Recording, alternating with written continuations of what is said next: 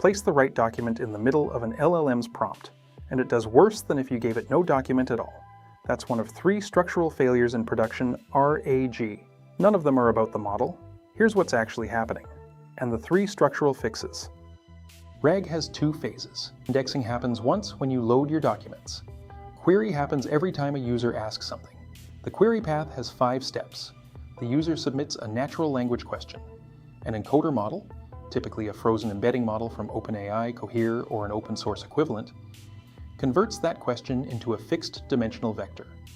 For OpenAI's text embedding 3 small, that's 1,536 dimensions. The vector store does approximate nearest neighbor search and returns the top k most similar chunks.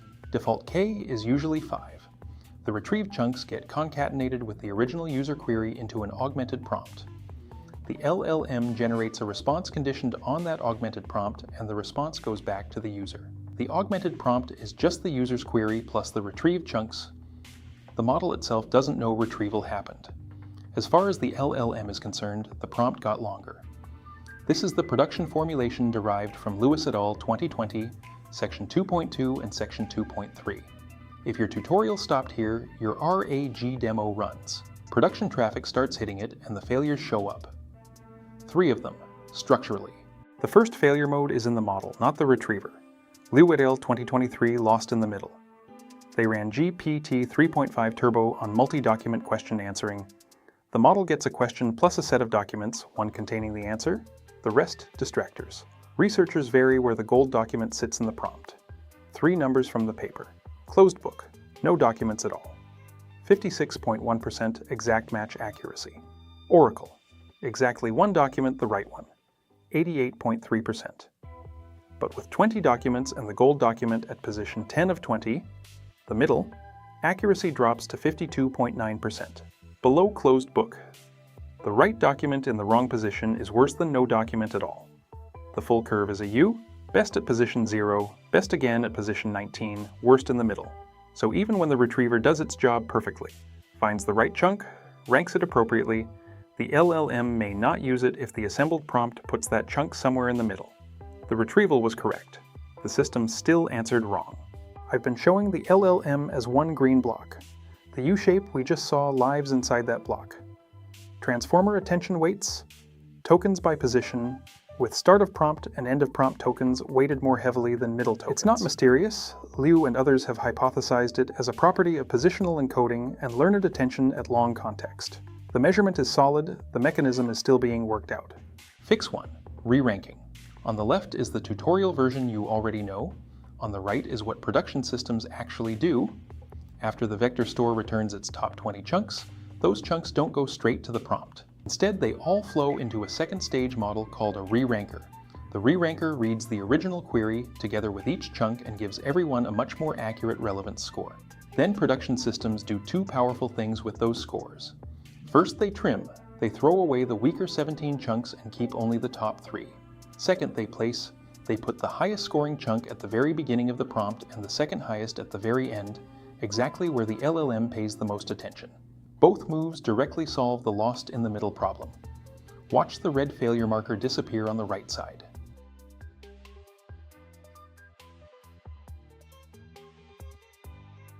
Failure mode 2.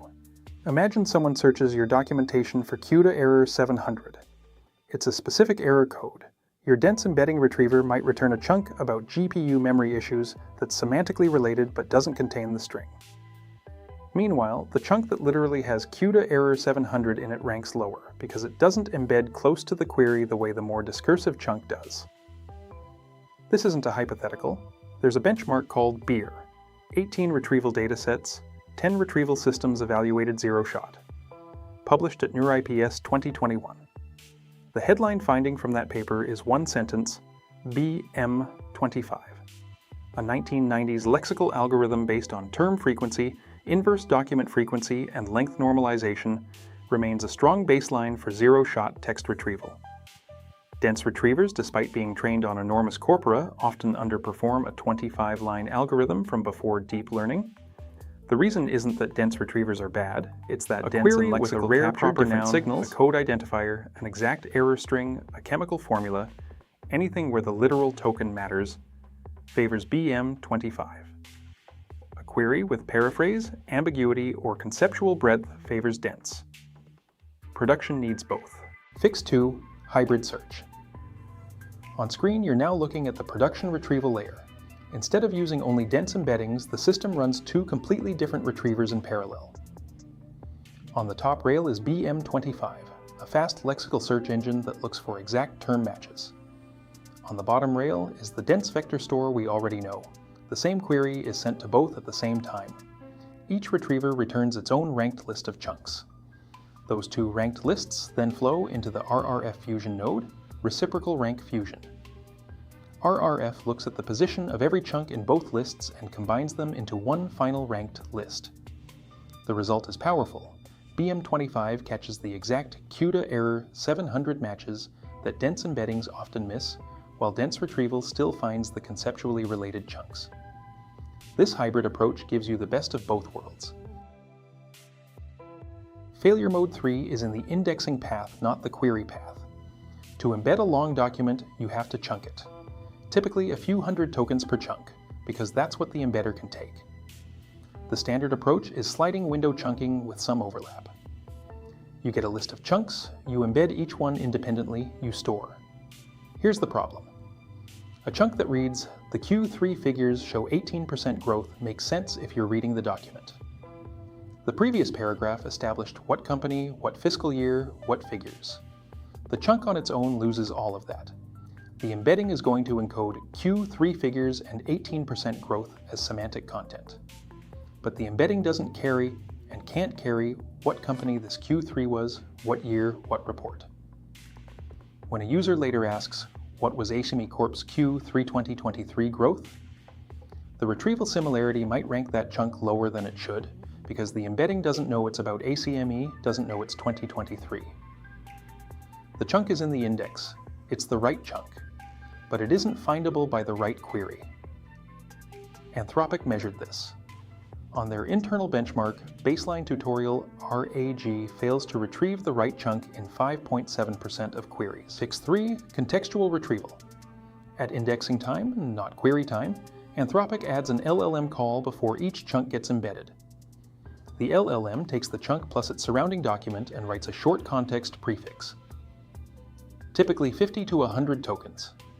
Something like, from the Q2 2023 quarterly earnings report for ACME Corp, discussing North America revenue. That string gets prepended to the chunk.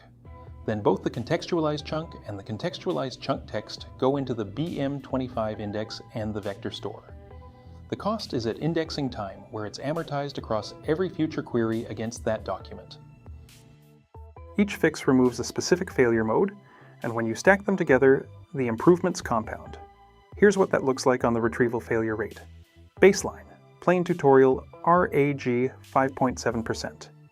Add contextual embeddings, the fix for contextless chunks, and the failure rate drops to 3.7%. That's a 35% reduction. Add hybrid search, BM25 running alongside dense retrieval, the fix for lexical mismatch, down to 2.9%, a 49% reduction from the original baseline. Finally, add reranking on top, the fix for lost in the middle, and the failure rate reaches 1.9%, a full 67% reduction. Same model, completely different architecture around it. So there you have it. On screen you're looking at the complete production RAG query path, everything we just built. The user query flows into the embedder, then splits into parallel retrieval. BM25 on the top rail and dense embeddings on the bottom rail. Both retrievers return their ranked lists. Those lists merge at the RRF fusion node. The result goes through the reranker, gets strategically placed in the prompt, and finally reaches the LLM. This full production stack reduces the failure rate from 5.7% all the way down to 1.9%, a 67% improvement, without ever touching the model itself. Pure engineering. If you're shipping RAG today, audit your own pipeline against the 3 failure modes we covered. Lost in the middle, lexical versus semantic mismatch, and contextless chunks.